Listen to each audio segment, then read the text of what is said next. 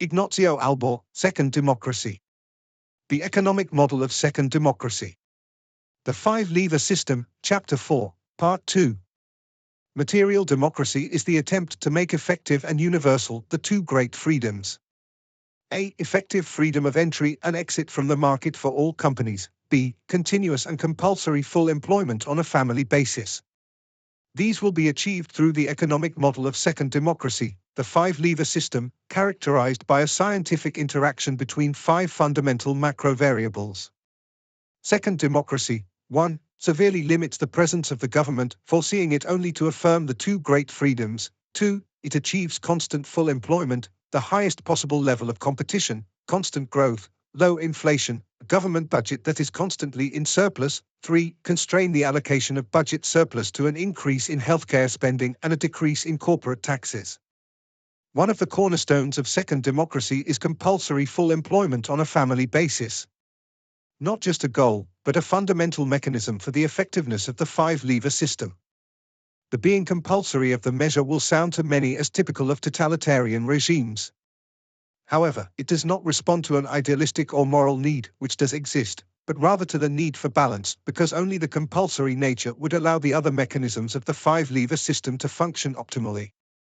With constant and compulsory full employment, a subsidy or a social safety net would be replaced with a job, thus identifying who really wants to work and who doesn't, and saving on subsidies and safety nets. B. It would not be a measure of support for demand or assistance, but a complementary plan to the expansion of competition and the reduction of government spending.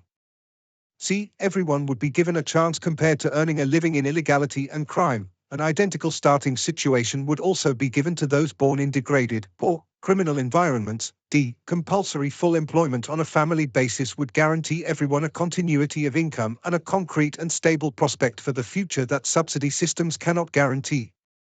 Those entitled would enjoy the guarantee of a continuous income above the poverty line until retirement age. Every family with children would enjoy the continuity of two incomes. This would always give everyone the certainty of escaping from poverty. E. The compulsory full employment on a family basis would encourage the birth rate, stemming aging. The guarantee of continuity of work would stimulate long-term life plans, marriages with children. The sustainability of social security and healthcare will depend on the birth rate and the fight against aging. F. The compulsory full employment on a family basis would contribute to solving the housing problem and the real enjoyment of the right to healthcare.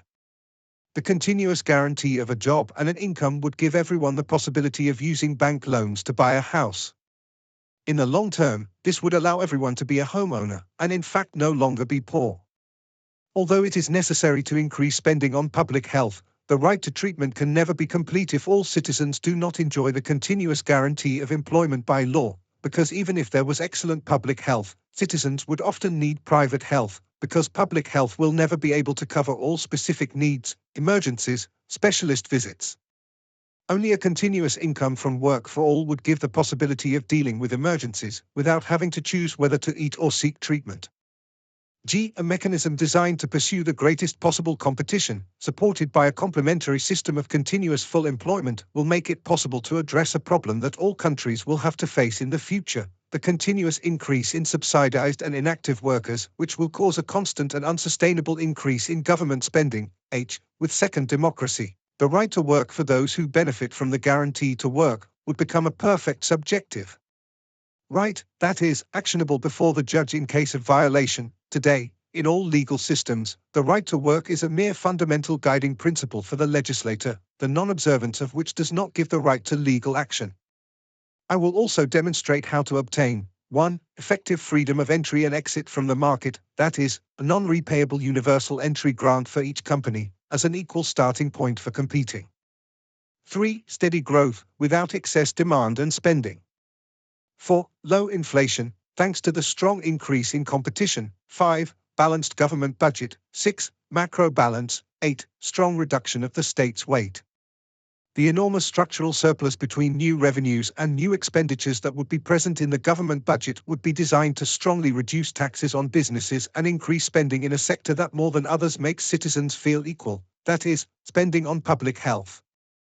9. The transition from particular and multiform spending, in terms of subsidies to businesses and welfare, to general and unified spending.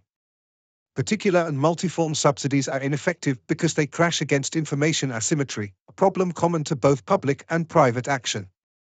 I believe that the problem can be neutralized by preparing a single and generalized spending mechanism, which I called universal loan. 10. A macroeconomic equilibrium model that differs from the others because it is the only one that also provides the microeconomic technique to achieve it, that is the five-lever system.